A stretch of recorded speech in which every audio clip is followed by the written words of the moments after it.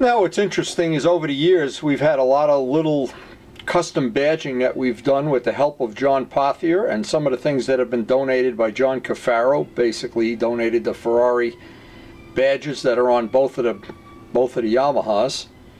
And of course it's important to me to have the badging correct. This would always be the front badge, this would always be the side badge, and not mix and match them if at all possible.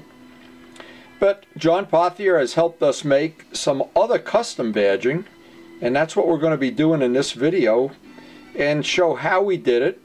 And it might make something that you'd want to add to either your project or your motorcycle or car or whatever.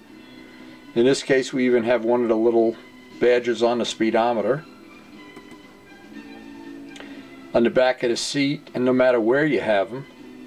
It adds a nice little custom touch, relatively easy to do, and I think anybody could could do it if they wanted to. Now I noticed, and this is an old exhaust system, probably 20 years old, old Yashimura, they had some nice badging back then, but of course this badge is all worn through and it's many years old. And I thought one of the final things I wanted to do, since I've polished up the muffler, I wanted to replace this badge. So I tried to come up with something unique, and my first thought was, because we had looked at other possibilities, I had made these badges which we already had in inventory, and they were the wrong shape. So John and I got together, and John laid out some brand new Ferrari badges, and he had laid these out years ago.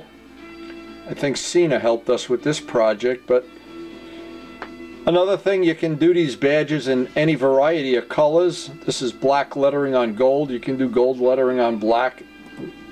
A lot of variety of stuff. Some of the custom decaling that we've done for the West Cooley project, for my track bike.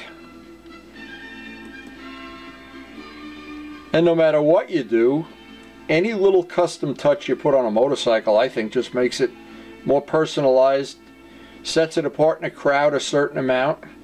I even have these on my old helmet.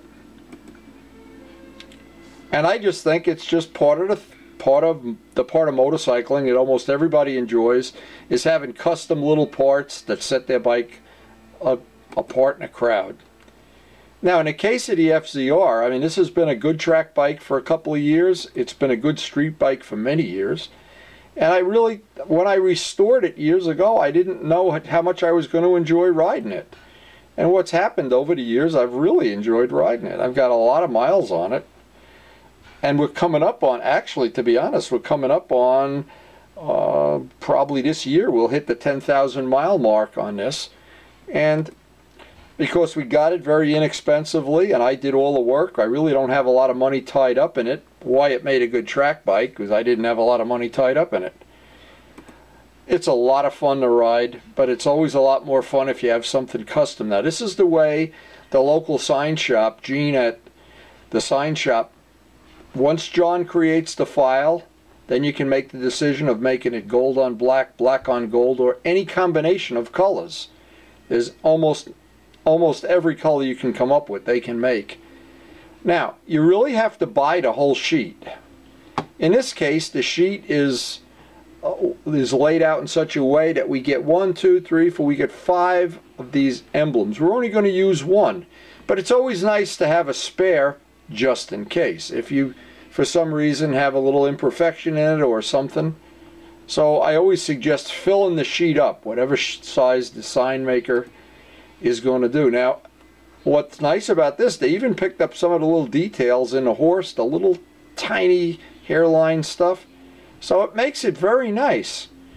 Now I also found, and this is a really good tip when you're going to cut this soft aluminum or soft brass, these Fisker scissors do a good job of cutting it.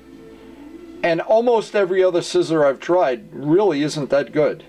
So I've wound up marking those scissors and saving them just for doing badges, which I'm sure they're not made for.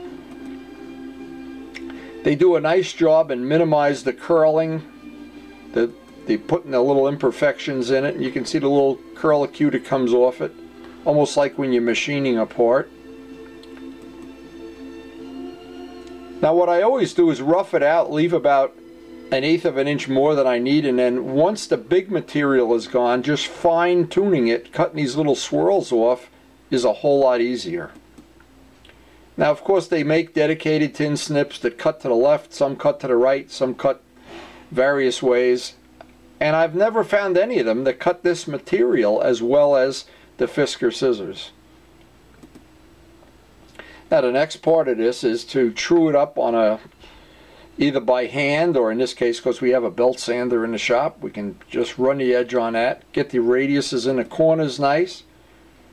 Once that part of it is done, and I can true it all up by hand, some 600 sandpaper and a block, get the edges nice and round. Make sure, now in this case, that I had thought in the very beginning that I'd made this a 1/16 of an inch bigger in every dimension in case, see, the muffler is highly polished, but that last 1/16 of an inch isn't, so we can kind of correct that here. And now the trickiest part of the whole job is getting the bend in it. And you really can't, you think you can just bend it over to use the muffler itself for a mandrel, except you have to find something a little bit less diameter and use it for a mandrel. When you bend it over this part, the spring back makes it that it's too big of a radius. So I just happen to find, in looking at all the junk that's in the shop, a can that was just a little bit less diameter, and by using that for a mandrel here, I'm pressing it down. And one of the reasons I like to have extra badges, if you get to this point and you put a kink in it, there's no practical way to get the kink out. You've got to work it little by little by little by little and get that bend in there just right. Now you can see it's just not right yet. I take it out and massage it a little bit more, and if it doesn't come out the right diameter, find some spray can or a can of paint or something that's just a little bit less, a can of Tabasco sauce or something. There's always something around here that's, now you can see we got it the right diameter at last, but you can't rush it. You can't just do it in one thing and just go bend it. If you do, you put a kink in it, and it's, I've found it's almost impossible to get that kink out. Now once we have the part with the correct bend, I need to roughen up the back of this with a Dremel tool, with sandpaper, a grindstone, anything. And then I tack glue it onto a piece of balsa wood, making sure that there's no edge touching the wood, because I want the clear to go around the edge, wrap around the edge and give me a nice edge.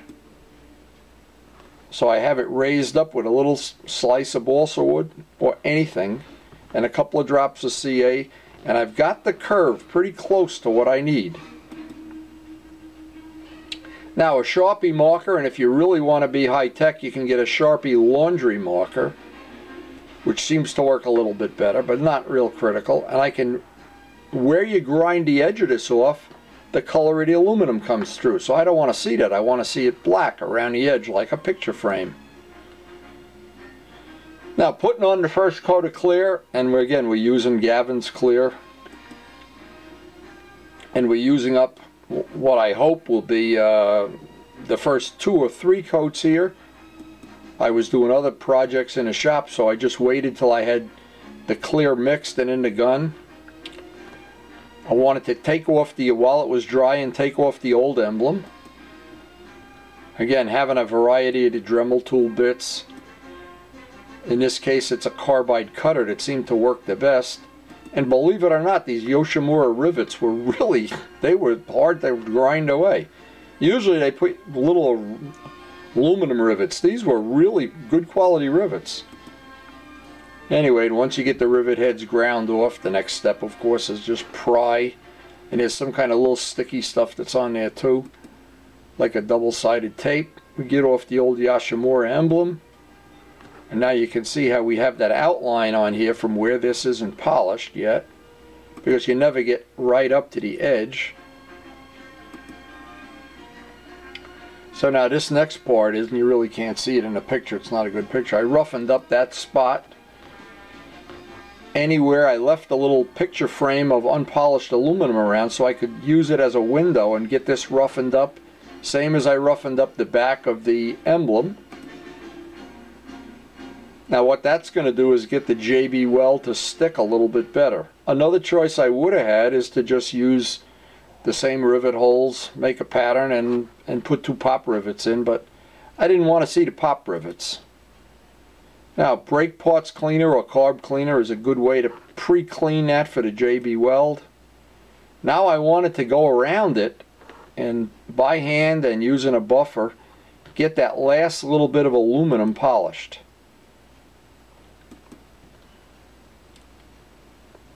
And now the trick is, I have the first coats of clear already dry. This is actually the next day. I wanted to get this sanded down, block sanded down, get out any little imperfections, any dust that's in it, get it all cleaned up, get a final coat of clear on it. Once that clear dries, I had wet sanded it with 2000 and buffed it out.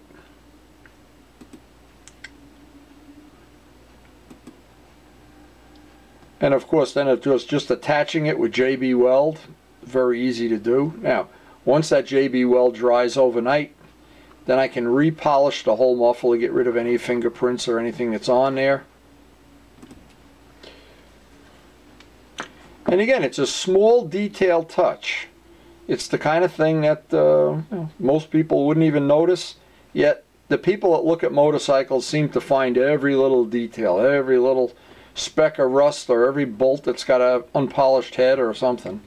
And the only thing left was to, well, actually my favorite thing, listening to the engine run. And I think that was a nice final touch.